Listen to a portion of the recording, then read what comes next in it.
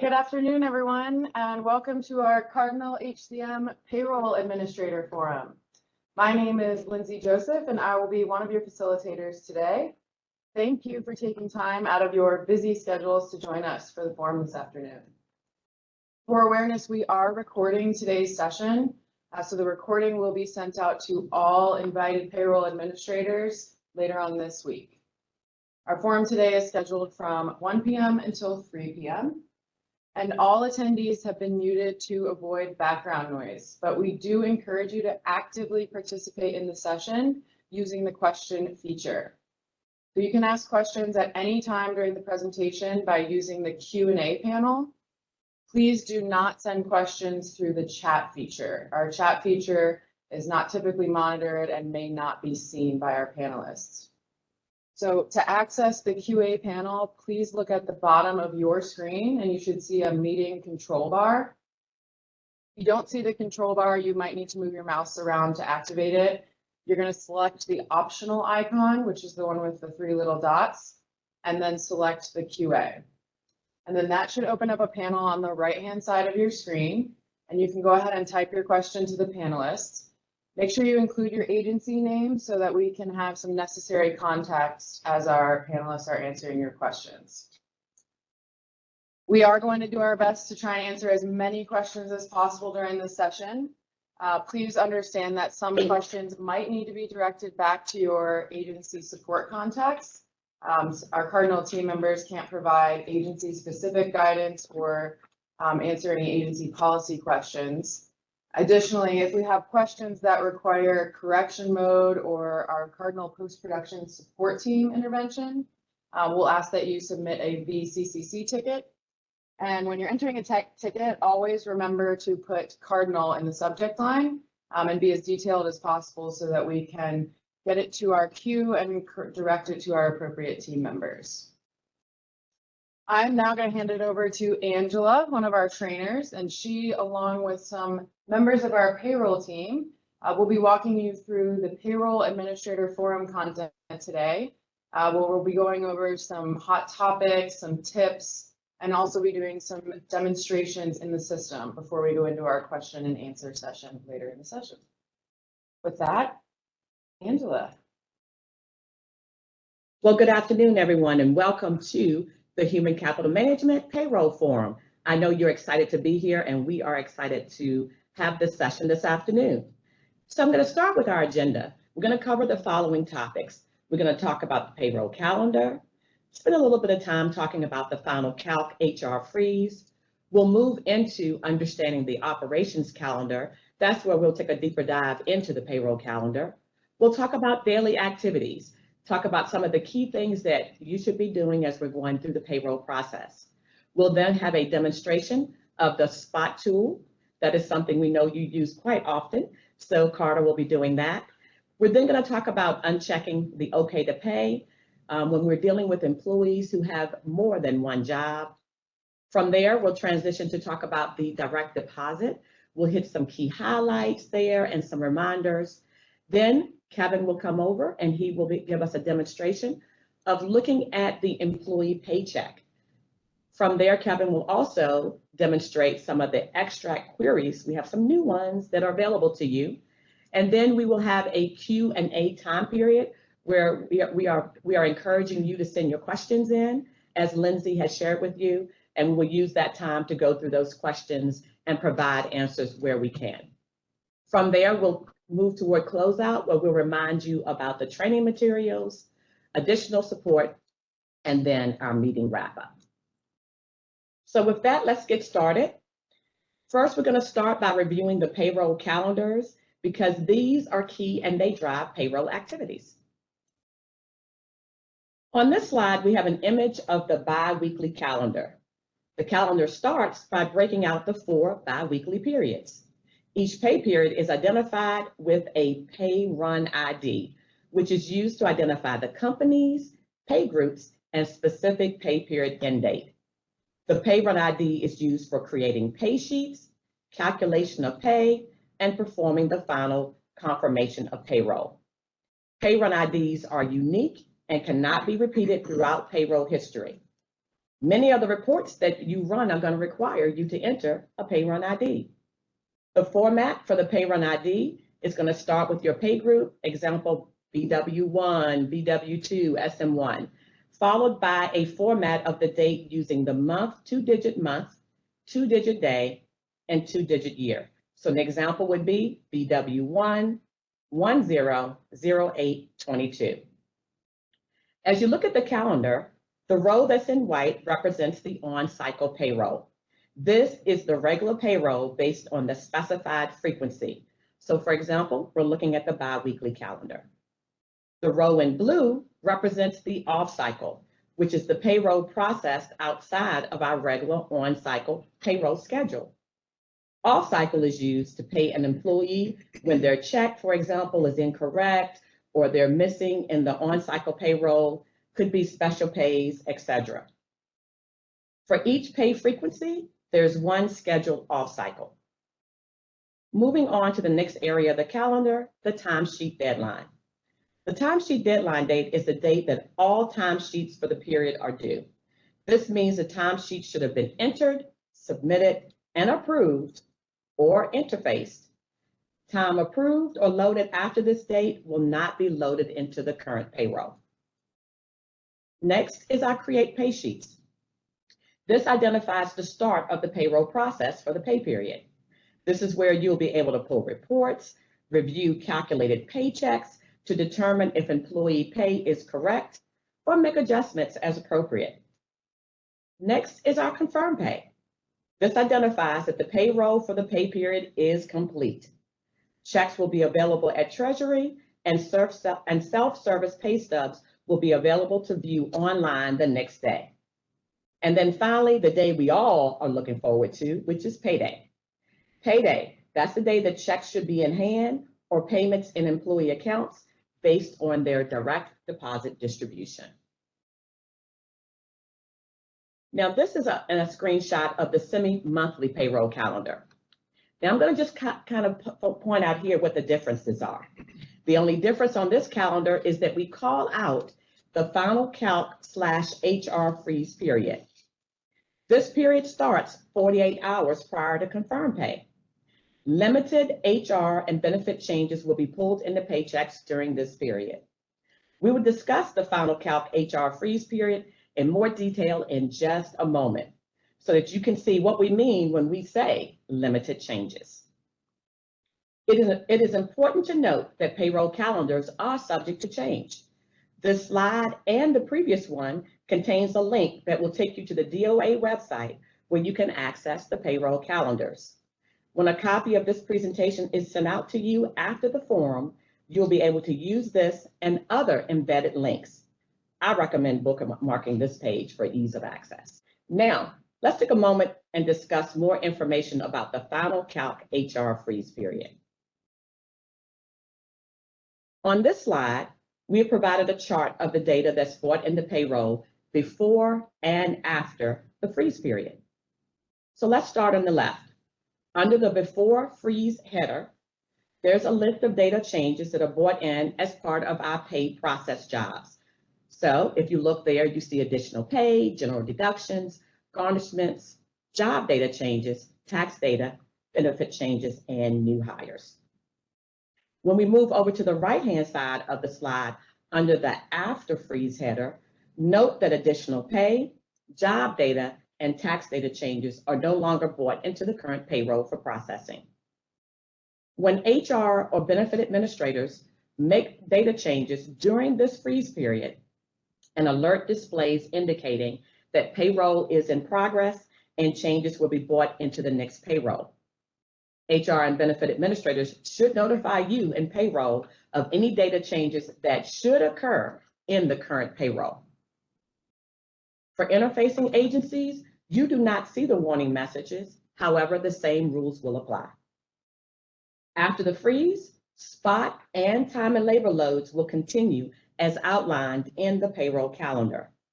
When earnings change as a result of spot or time and labor loads, general and benefit deductions will recalculate as appropriate.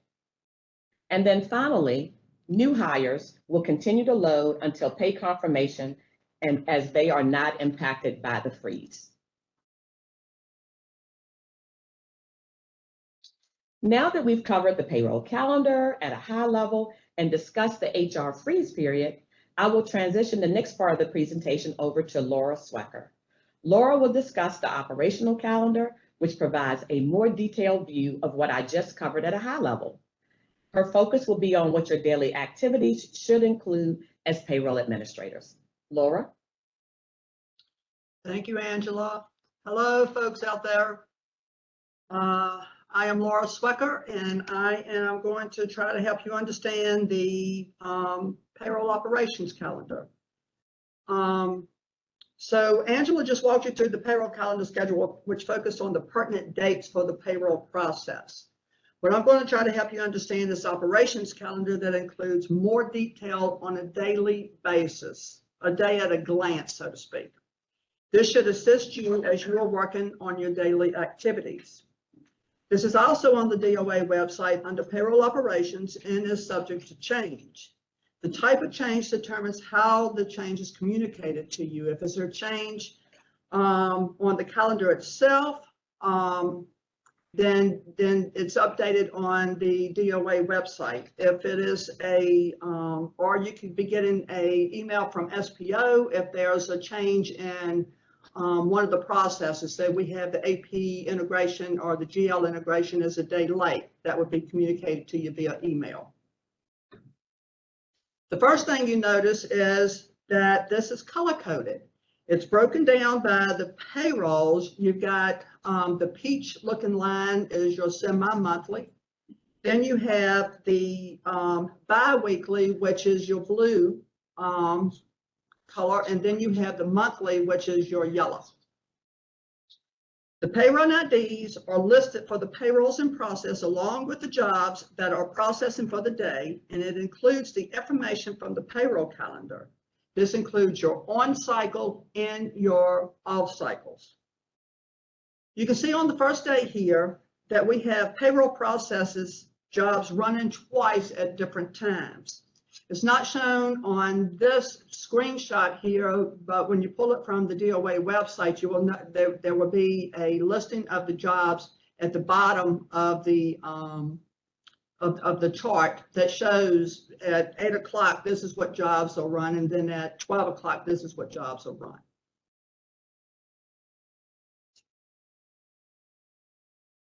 So we're going to take a deeper dive into the activities that are listed here by going through the next slide, which is a chart that lists the different activities. The first one we have here is the payroll process jobs. This includes the create pay sheets, create inactive employee pay sheets, load time and labor, load spot, prelim, calc all, or where needed. If an employee is inactive and has time and labor hours or spot transactions, a pay sheet will be created for the employee. Once these jobs have completed, you will be able to review paychecks and your payroll reports. And that's what you're saying. You've got the activities that is listed, what does it mean, and what should I be doing? This is what we're talking about. Review paychecks and payroll reports and entering spot batches. This occurs on the days leading up to 2 days prior to certification. Something that I would like to note here is that when the pay calc is running during the day, you may find when you run your payroll register that it is either blank or you may be missing some employees. When we are running the pay calc for all, it's recalculating the whole, the employee's time, and so you will see no data on the payroll register. If we're doing a calc where needed, then employees that you have made updates to that are being recalculated, then you may not see that employee on your payroll register.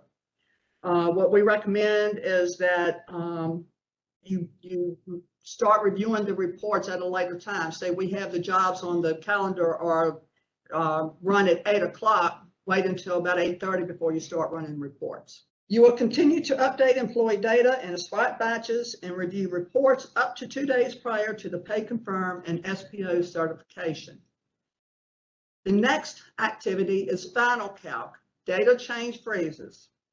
This is based on the slide that Angela presented earlier. This is 48 hours prior to pay confirm, and you would still be able to enter spot batches if needed. We also have in this section the final TL load, spot, deadline, and final calc. Normally 24 hours prior to pay confirm. The last TL load for those stragglers where they may have issues, hopefully you will not have any. We have the last spot load for approved batches after the data change freezes. And final calc means no more data changes are released to payroll. If you find an update is needed at this time, you will need to complete the update pay sheets request form located on the DOA website and submit to SPO. Agencies at this time will start working on the SPO certification process.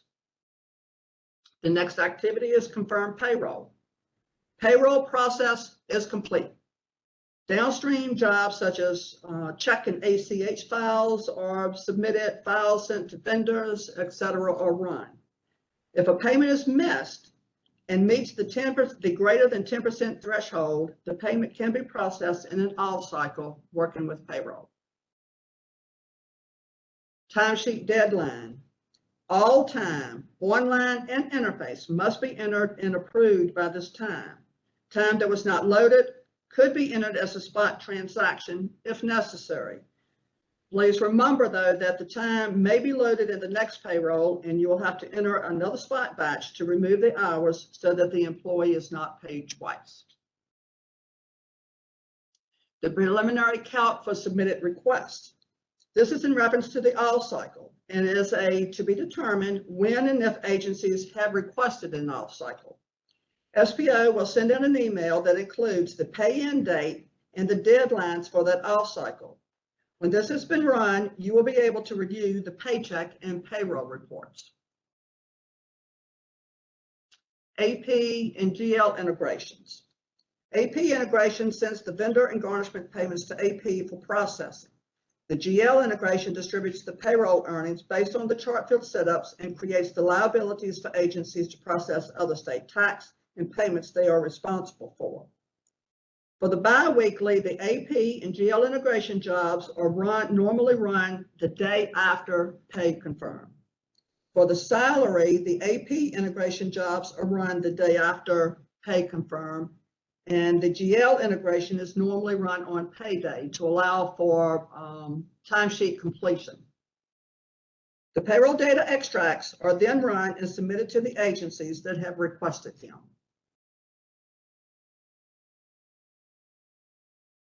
On the next slide, we have the certification deadline. This is a SPO requirement in their guidelines.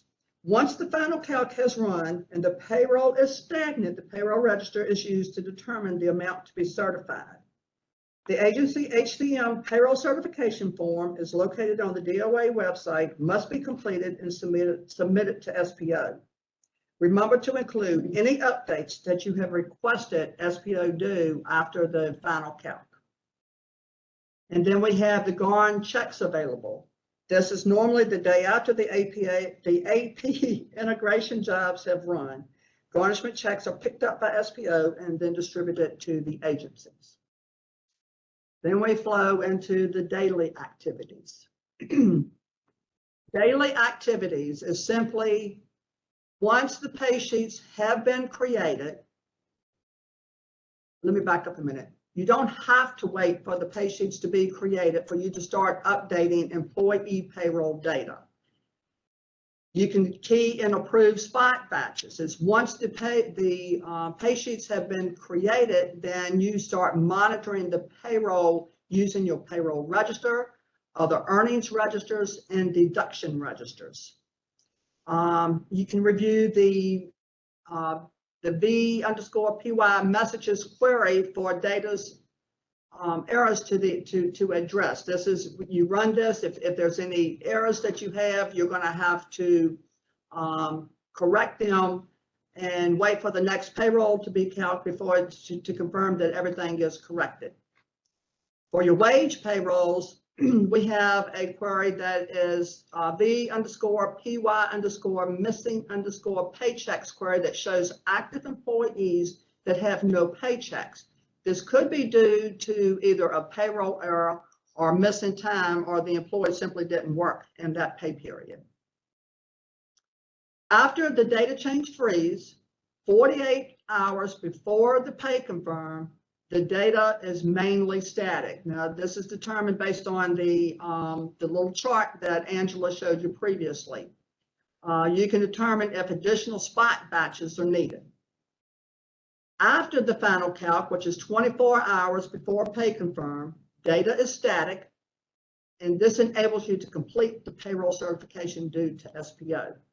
And we have noted here again that if a report is run while SPO is calculating the payroll, you may not see checks. Checks are removed when the process starts and added back after they are calculated.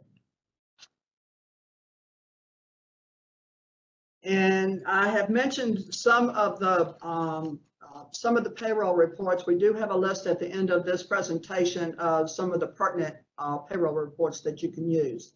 And I'm also going to reference on the DOA website, we have a report crosswalk that lists the legacy reports from SIPs that we have crosswalked to the Cardinal reports. And that's all I have for your daily activities. Now we're going to turn this over to Carter Morris, who's going to walk you through a demo on spot transactions. Hi, everyone. You've heard the term spot quite a bit by now. And if you haven't figured it out so far, spot is like their bread and butter for paying people. If you need to make adjustments to their earnings or make adjustments to their deductions, spot is where you do it. And I'm going to log into Cardinal. So give me just a second.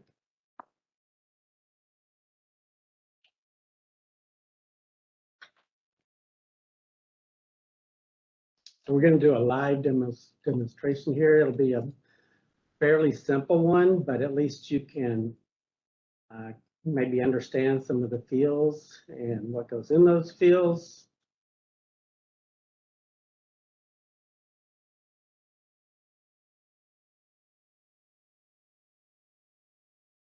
Okay, we'll go through the navigation here. Hopefully you've all figured out how to get here, and it's a good thing to put in your favorites spot for payroll administrators.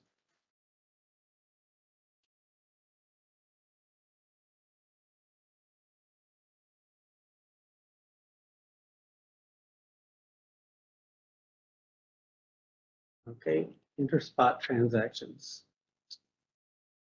So I have created a batch already. So I'm going to pull that up. And if you haven't created a batch, all you do is go to add a new value.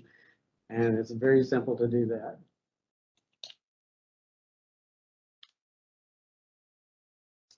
Okay, so here's the one started. So you can see this is for agency ABC, and this is not a real person. Kevin McTest is who we're using. He's fake. So this is an earnings batch. And as you know, each batch is created by company and by pay group and by pay period end date. So anything you use for that pay period end date is going to get loaded for that pay period. Okay, so first of all, we put in the employee ID. If you know it, if you know it ahead of time, that's great. Because you can look it up, but there's a long list. And then the employee record, you want to make sure that you put in the right one because we have many people who have multiple records. This one's only got one, but a lot of people have 2 or 3. Okay, so then you would put in the earnings code, and also we've got the drop down that you can pick from the list. I'm going to pay a bonus. And then you have the earnings begin and earnings end date. These are required. Those can be just about anything. You cannot use a date prior to when the employee was hired. Okay? It has to be after their hire date. And you can't use a date that's after this pay period because you really shouldn't be paying people for the future. Okay, so I'm going to put in this date, our next pay period, 10/10/22, the end date, 10/24/22. This is a semi-monthly. And then you have the tax periods. And that doesn't get used a lot, but it can, especially on a bonus. If you're paying someone for a bonus for over a year, and it's a kind of a large bonus, then you can spread out the tax periods over several periods. Say if you put 3, then it thinks that it's spread out across 3 pay periods, and it won't tax them quite as much.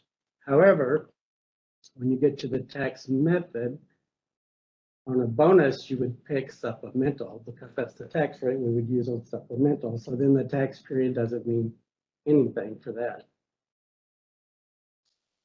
Okay, and then scroll over and put in the amount.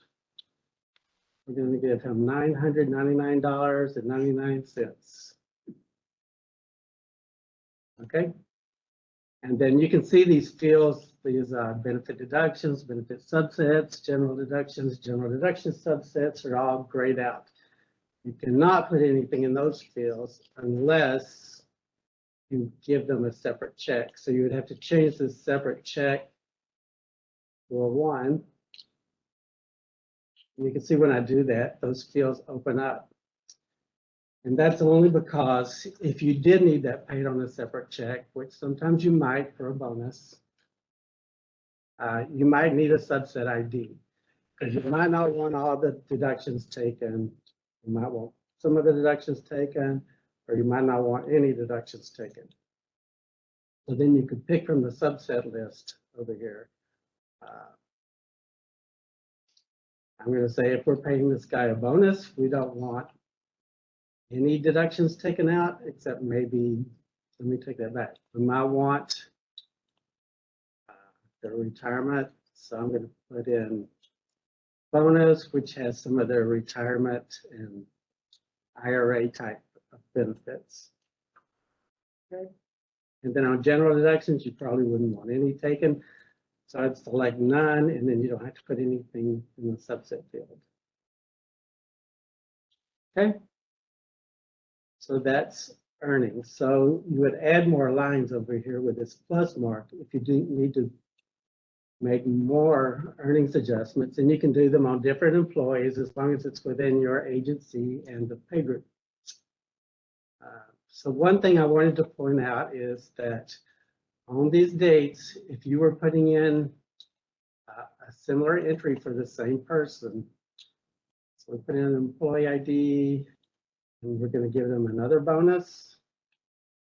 You cannot use the same dates as we had in the other one. It's considered a duplicate in the system. Okay, so I'm going to try it quick.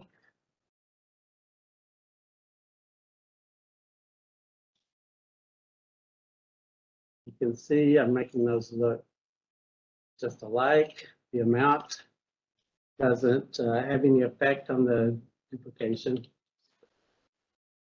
Say $99. So once you have your entries in, you can go down here and hit this validate button. And you guys probably went through all this in training, but I'm just going to show you now there's an error.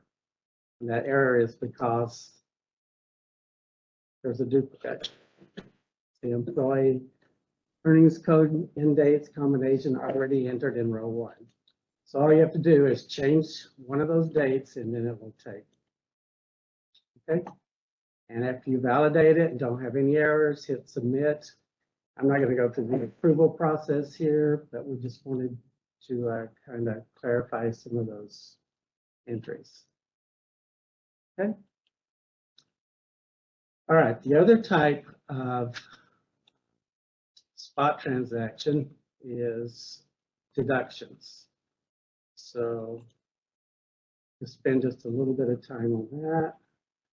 So I've created a deduction batch. Same guy, same fake person, Kevin McTest. And I have put in one entry. Okay.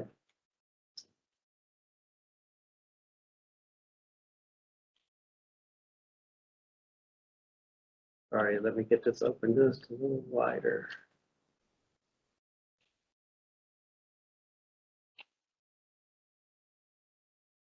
Okay, so on deductions,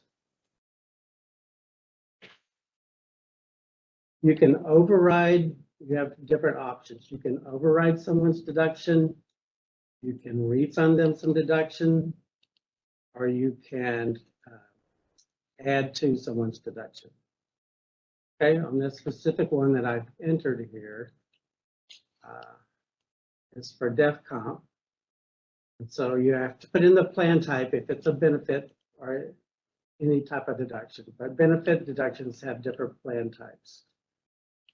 So you have a section 457 on this employee, and then you have to put in the benefit plan, select that, and then the deduction code. Those are all required.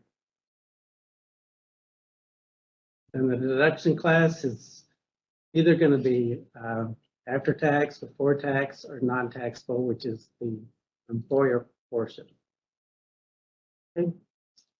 And then the amount, this specific one, I'm overriding their amount because maybe on their first payroll, it didn't get entered in time, they're a new hire, and they weren't enrolled yet. So it should have been $44 per pay period. I'm going to make it 88 because they didn't get paid last time. All right, and let me just add one more here for the same person. Okay, I'm going to override a general deduction. This general deduction, it's always plan code 00, plan type 00. It will not be a benefit plan, even though there's a field there. General deductions do not have benefit plans. And general deduction is like a parking or charity, something that's non-benefit related. Okay, so I'm going to pick a deduction, say CVC, Combined Virginia Campaign. Pick the tax class, after tax. And on the deduction calc, I didn't show you on the benefits, but that's always going to be an amount. Although you see several different options there, an amount is what you're always going to use. Okay, so this CVC deduction, an employee was set up. This employee was set up to have $5 per pay period, but it didn't get entered in time on their general deductions. So we want to make them get $10 on this pay period. So I'm going to put in $10 in the amount, and I'm going to make that an override. Another way I could have done that, I could have said $5 and called it an addition. Either way, the total deduction is going to come out to $10 for this pay period. Okay, so if we had taken too much the prior pay period and we need to give us some back, that's when you would use the refund. And you would not put a negative amount over here. When you select refund, it automatically knows that it's negative and it refunds, say, in this case, $5. So I'm going to just try it. I'm going to put in -5. I'm going to go down here and validate. As you see, I've got an error. Hit the validate button, go look at the error bubble. You see deduction amount cannot be negative. So you can put negatives on earnings, but you can never put negatives on deductions. Okay. Change that back. Positive. Validate it, and I don't have any errors down here. I just have a row count 2. So that is our spot transaction demo. And remember, this is like anytime you want to make an adjustment to someone's pay, their earnings or the deductions, spot is where it's at. Kevin. We're going to take a quick pause here to take a look at some of the questions that came in about spots. So just give us 1 minute and we'll be right back.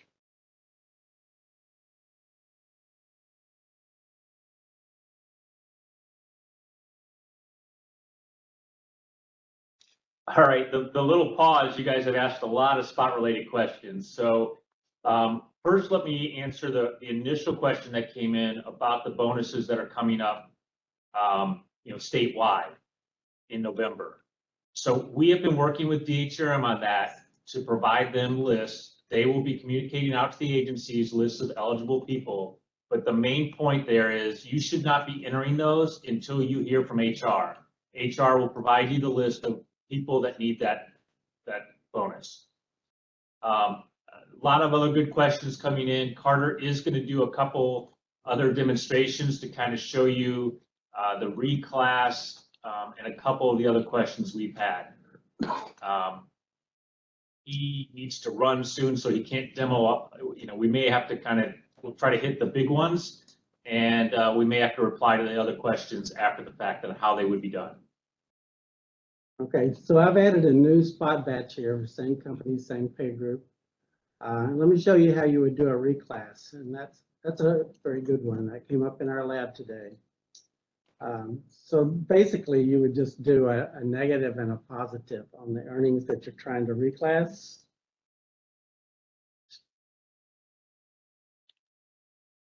Put in the employee ID. And say someone got paid regular and it should have been short-term disability. So in the earnings code, we put in regular, RGS. And as you can see over here, for earnings code RGS, you cannot put in an amount. Okay, some codes you can, like a while ago we did a bonus and you can put in an amount. But for RGS, you can only put in hours and an hourly rate. So let's put in the appropriate earnings begin and end dates.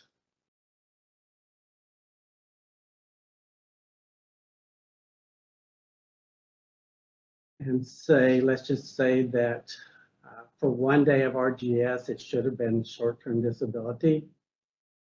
So since you cannot put in an amount, what we're going to do is put in other hours of 1 and say that daily amount that should be reclassed is $200. So I'm going to put a negative $200. Okay, so that will back out $200. It's not going to back out the 8 hours for that 1 day, but I don't believe we keep track of hours in our reclasses, so that's fine. Oops. So I'm going to add another row. Oops. I'm sorry, I did that backwards. The hourly rate's $200 and the hours are negative. Okay. So the system won't let you make that mistake. Did that to show. Okay, and so I want those monies to go to short-term disability. So I'm going to put the earnings code STD. Same earnings begin and end date. Yeah, this is just an example, so the dates would be anything you need them to be. And so you can see on STD earnings, we don't use hours for that. We only use amounts. So that's why we have to do it this way, to put the negative dollar amount on the negative hours on the RGS. So the amount on STD will be $200. So that will be the wash and the reclass of those. Okay. And validate, we have no errors. Let's see, the other question was Employer deduction class. an employer deduction. Okay. A reclass? No, employee versus employer. Oh, okay, okay, okay.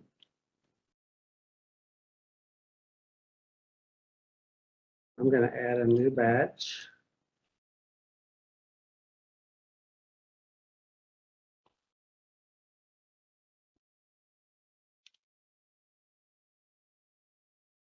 Transaction type deduction, and that.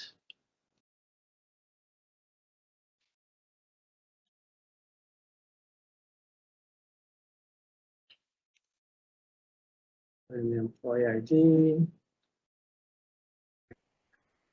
The plan type would be the same, so let's say it's medical, the benefit plan, whatever the employee has, such as ACC 5, what this employee has, and then the deduction code.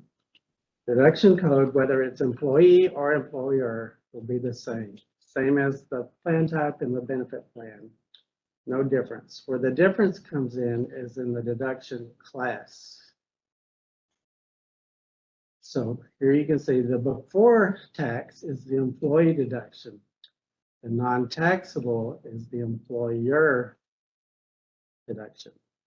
So yes, you can do that on spot also. You'll put in an amount,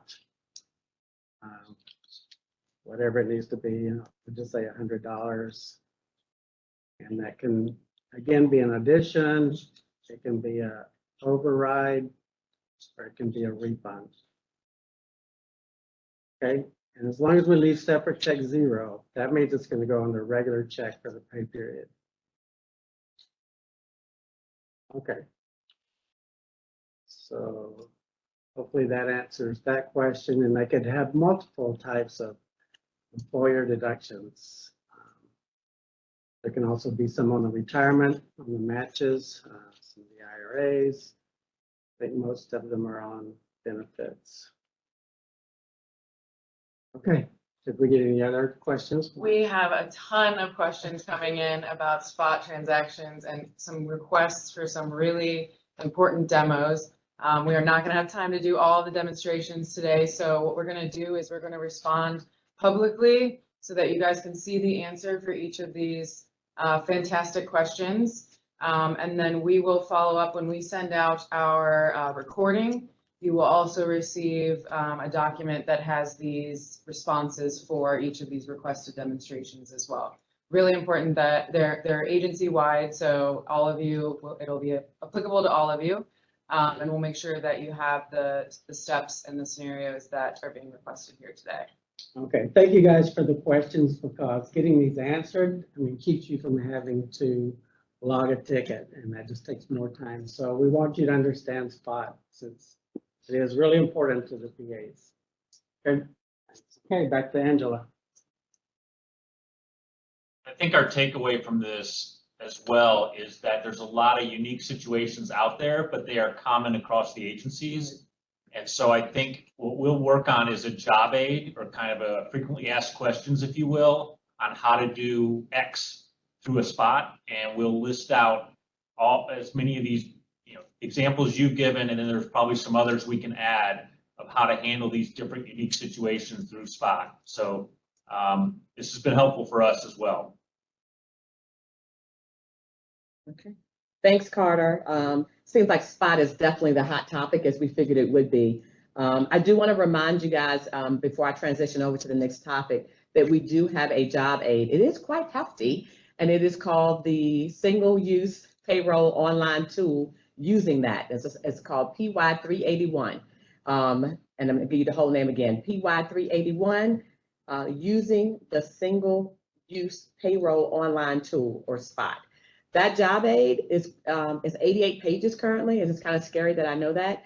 But at the back part of that job aid, there's a whole section that provides you with various scenarios And they will cover some of the scenarios that have been brought up in the Q&A, but we will definitely go through the list of what you have provided today as well. So just wanted to call your attention that we do have that available to you, okay?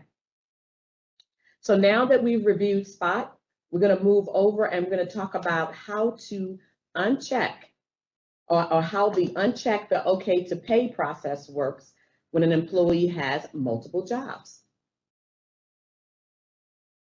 So the Cardinal system does not allow SPO to calculate a wage check for an employee if the employee has another check and an open salary payroll, or vice versa.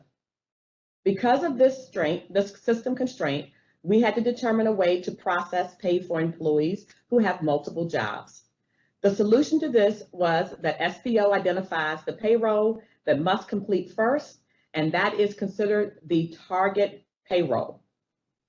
A program is run after that unchecks the OK to pay for any secondary checks for the employees that are in the target payroll.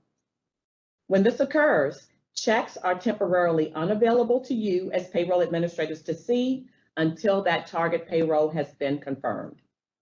After the target payroll is confirmed, the program will rerun again and restore the secondary checks by checking the OK to pay. Now, what does this mean to you? Why are we even talking about this? So this may impact you when you're reviewing your payroll results, as you may have a few paychecks that you are temporarily not able to see. They're going to be unavailable at that time. To address this issue, we do have a query that you can run, and you see the name of the query listed here on the slide. The actual, what we call the query is, it is employees with a multiple open payrolls query. And you see the formal name of how you will look that query up listed here. And it allows you to see key paycheck information until the target payroll has been confirmed. Some examples of things on that query are things like the check date, the pay period end date, the gross employee earnings and hours. Those are some examples. Now let's move over and talk about some important information and reminders as it relates to direct deposits. Okay. In Cardinal, direct deposits are set up at the employee level, which means there's only one direct deposit record, no matter how many jobs an employee has and whether that employee has those jobs within the same agency or company or different agencies.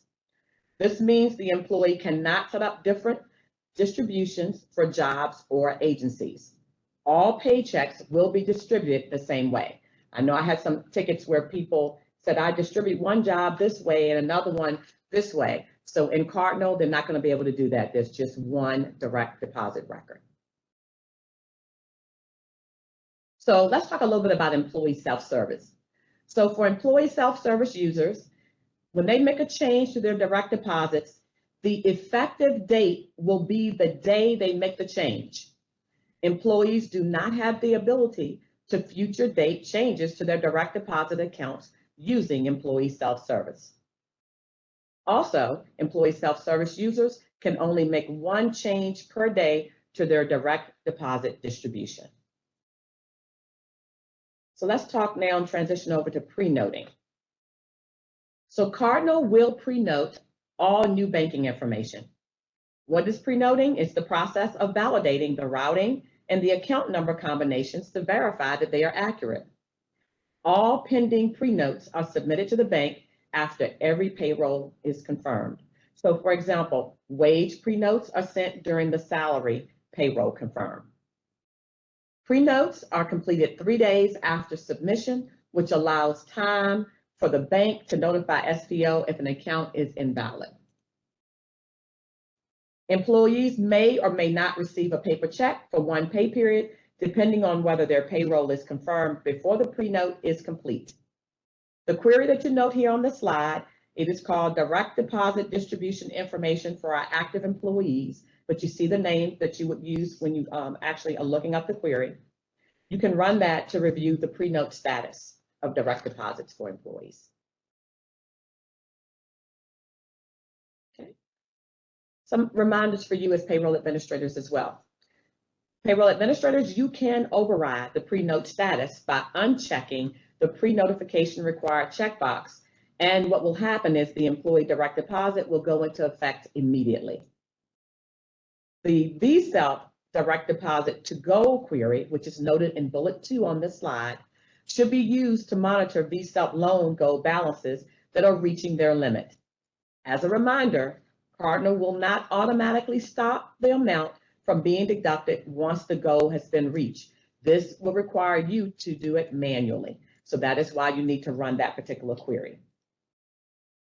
We also have a query, employees with no net balance direct deposit, noted here in bullet 3, that you can run to identify employees with direct deposits that have been set up incorrectly.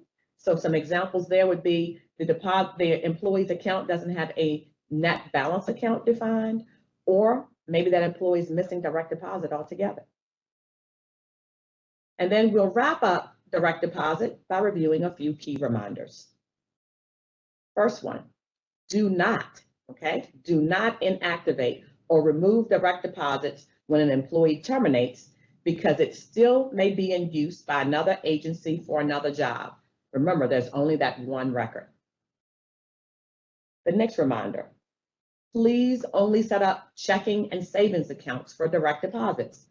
Do not set up accounts for payments like car loans or mortgages.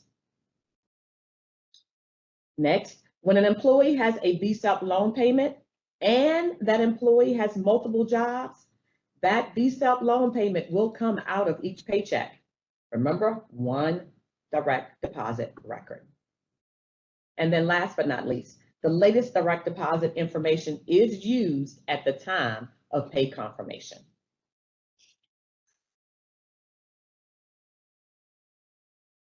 Now we're going to see a couple more demonstrations. Kevin is going to come and he's going to demo for us reviewing employee paychecks, as well as some new extract queries that we have that are available to you. So come on over, Kevin. All right, the couple things I'm going to demo are a result of some tickets we're getting and some questions we're seeing.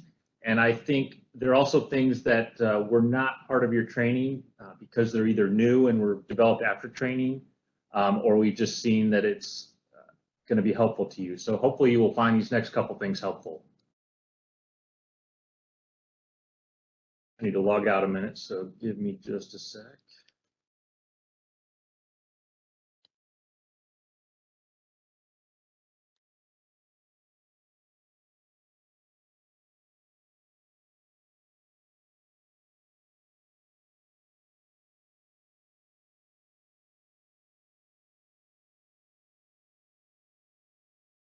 Okay, so the first thing is we've had a few questions about the paycheck from some different agencies.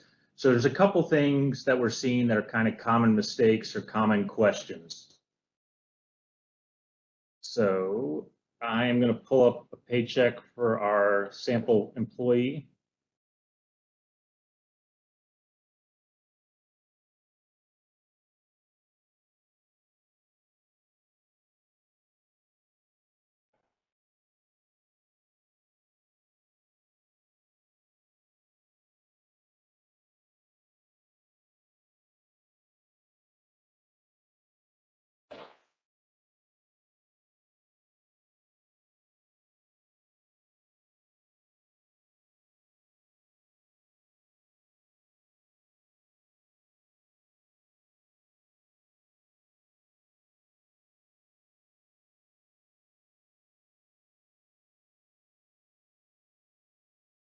So I think the most common thing people struggle with is on this first screen is the way the earnings are broken down.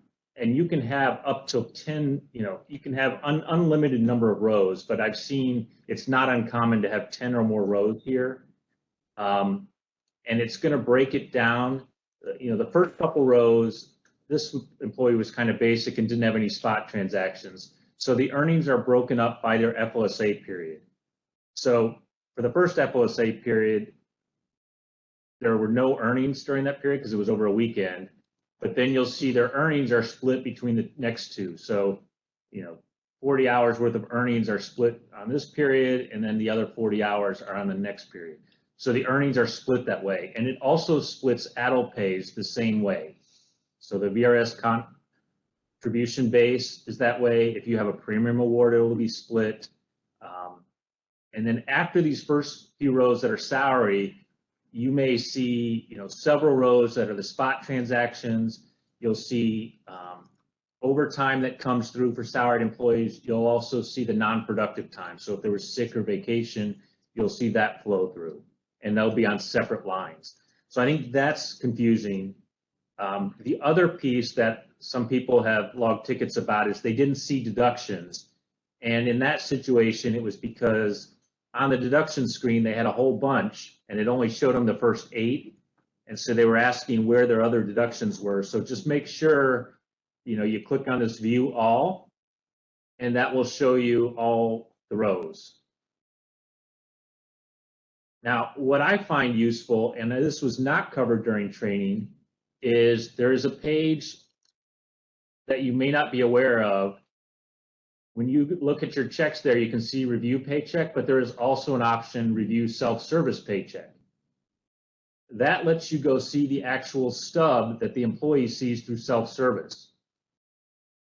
So if I want to see Kevin McTest's pay stub, I see a very similar view to what he sees through self-service. I can click on the link. And in a second, I think I have pop-ups blocked. If you can't see your paycheck, that is one of the reasons you may not see it, because it requires a pop-up. So if this doesn't work for you, make sure you enable pop-ups on that page. We're also having a lot of employees say they can't see their stub, and when we ask further, it's because they're trying to see it on a phone. And because these stubs come up in Adobe as a PDF, most phones will not show the PDF for them. So this, for that employee we were just looking at, this is an easy view to see all their deductions at once and all their earnings in a combined mode. So it's going to be slower, but it is, a lot of times easier to see a full view of the person's check in a way that's more familiar for you. So we found several people were not aware of this, so hopefully this is, if you're not aware of it, this is going to be helpful for you. All right. That is the first piece I wanted to show you. The second part is there are 3 queries we built, which are super powerful and should be super helpful for you. So let me go and show those queries a minute.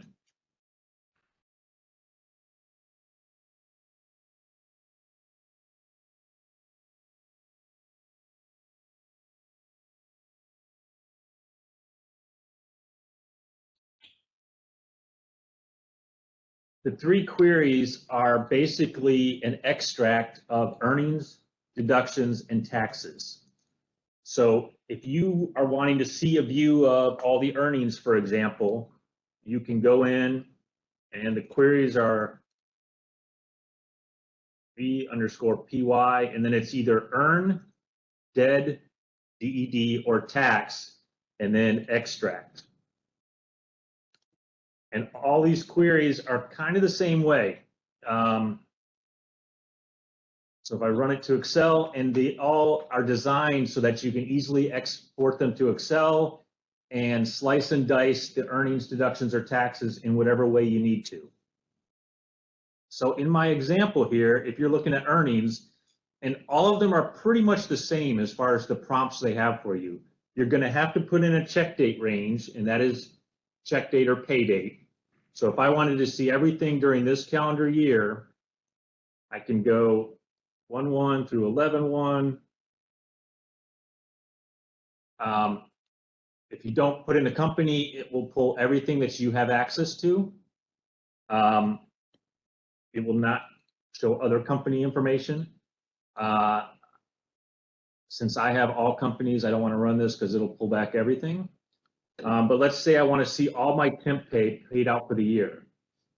Most of these are optional, so I could run it for a single company, I could run it for a single earnings code or all earnings codes. I could run it for one employee if I want to see every earnings that employee received for the year.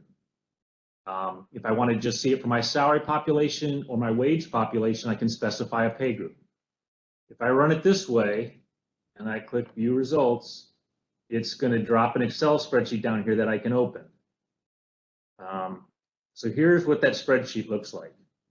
Now, what I've done, because this is a test environment that actually has some production data, I've blanked out the employee IDs and the employee name, but you can see what it pulled back here. And the way it's going to list it, everything from here to here is maybe further, sorry, here to here. This is all one employee's data for all their temp pay for the year. So I could break it down and I could see it by a payroll because it's got the run ID. I can see everything on a given date if I want to see it, break it down that way. But it shows me all the temp pay that's been paid in my agency for the whole year. So the way it extracts it is the same way you can do taxes or deductions. So if you want to see, if you're an agency that has parking and you want to see how much parking deductions have come out for the year for everyone, or if you're trying to reconcile a certain, state taxes for a certain state, the tax extract can be used to look at that. So there's very little, I think, that you can come up with that these queries can't do for you. So you have all the delivered reports around payroll registers and earnings registers and deduction registers, but this is another way you can extract it. And especially if you're trying to reconcile for a quarter, you could pull all the taxes for a quarter and see things broken out by employee that way. Now, I will warn you, if you leave a lot of those prompts open, the result set is going to be very large. And if it's beyond the threshold that the system allows, it may time out on you, in which case you need to break it down and specify more parameters. So you limit the output a little bit.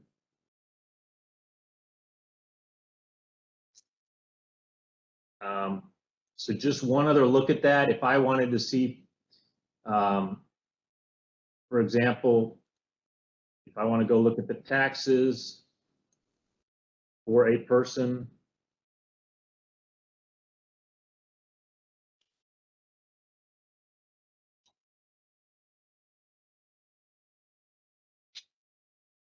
you'll see, like I said, it's very similar in the way it asks you. It's always going to require your check date range. And then I can specify different parameters. So if I want to see everything that that employee we were looking at has for the whole year, if you ran it and just clicked run right now, it's not going to, you're going to get too big of a set. But if I want to look at, this person only has one check, but otherwise you would see a breakdown of all this employee's taxes pay period by pay period.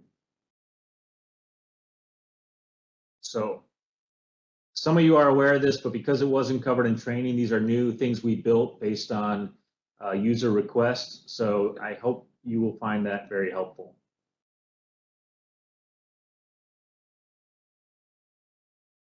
When you get the slides, it will show you, but you're pretty sure are familiar with where review paychecks are. Review self-service checks should be in the menu right underneath that. And then, like I said, the queries are listed here: earning, deduction, and tax. All right, and now I'm going to hand it back to Angela. We're going to pause just a second so I can look at see if there were any questions we want to respond to in the group. So we're getting a lot of different questions. We will respond to these. You'll get it in the communications that come back after this meeting because they're kind of a lot of different topics. However, I will say there's a question about, are these queries available during pre-confirm? Yes, they are. So the tables that they're looking at will be available as soon as the first calc is run, which is the day, the create pay sheet date. You could start to run these then. So they're not just post-confirm. There's a question about the fit and sit taxable differences. I mean, you could run it for fit and send it to a spreadsheet, and then run it for sit and send it to a spreadsheet and do the manipulation yourself. I think we have some queries that show that information though as well. So we'll look through that and respond to that question directly. So with that, I'm going to hand it back to Angela, who will pick up and cover some of the remaining material.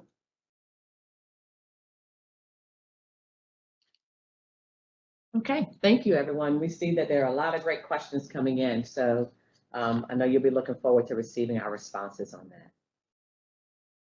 So now we're going to transition, and I just want to thank everybody for your participation in the session today. But we're going to talk a little bit about the training materials that are available to assist you. So all of our training materials are available on the Cardinal Project website. These include our web-based training courses, as well as the actual PowerPoint decks for our instructor-led training. The job aids are also posted on the Cardinal website. They are under learning. These provide step-by-step instructions, or it could be codes such as our earnings codes, benefit deduction codes, things like that, that assist you in completing tasks in Cardinal. Listed here on the slide, you see some of the more frequently used job aids. These payroll job aids are typically going to be PDF files. And as you look at the example here, these are PDF files with the exception of our earnings codes, general and benefit deduction codes, and our resolving common payroll errors. Those are downloadable Excel spreadsheets. Now, here's an important point. If you print any training materials, and it's very rare you can use the word always, but this is an example here where you can. If you print anything, always check the Cardinal website to ensure you have the latest version before you use it. All of our training materials have a revised date in the footer section. We continue to review and update training materials based on feedback and system changes. So be sure if you print something, go back and check the Cardinal website to ensure you have the most updated version. So this slide provides some of the key queries that we have available for payroll. We recommend adding these and any of the other frequently used payroll queries to your favorites on the query viewer page. It'll make it easy for you to access and to run those queries. Now we're all looking for ways to save us a few minutes of time. And then on this slide, our payroll reports are obviously way more than this, but these are some of the key payroll reports. Please be sure that you access the Cardinal HCM reports catalog for a more comprehensive list. The reports catalog is located on the Cardinal website under resources. So you're going to click the reports catalog option and select the Cardinal HCM reports catalog. Now, I say this in training class and I'll say it again. I do not recommend printing this. This thing is currently 409 pages and growing. So you do not want to print this. You do want to download it. You can use that, and you can use your search feature as well as the table of contents to help you locate the appropriate report or query that you need. Now, this was mentioned earlier by Laura, and we have it again here on this slide. So in addition, we do have a SPO has created a crosswalk or report crosswalk document that you may find helpful. It displays a crosswalk from reports that you used in SIPs to the reports that replace them in Cardinal. And again, when you get this deck and you see all of these links, these are live links that you'll be able to use. Again, I recommend that you access that. It's a great tool that's available to you. So if you need assistance with running a report or a query, I can tell you running a query, pretty straightforward. Running reports, very interesting, right? So if you need assistance with that, we do have 2 job aids available for you. Under our NAV 225, we have a running an HCM query and a generating HCM report. And one more thing I'll say about that is when you're running reports, don't forget to add them to your favorites. Make it easier for you to access. And as a reminder, when you run a report and you run that and you create that run control ID, please, please, please only create the run control ID one time. Do not create multiple run control IDs for the same report.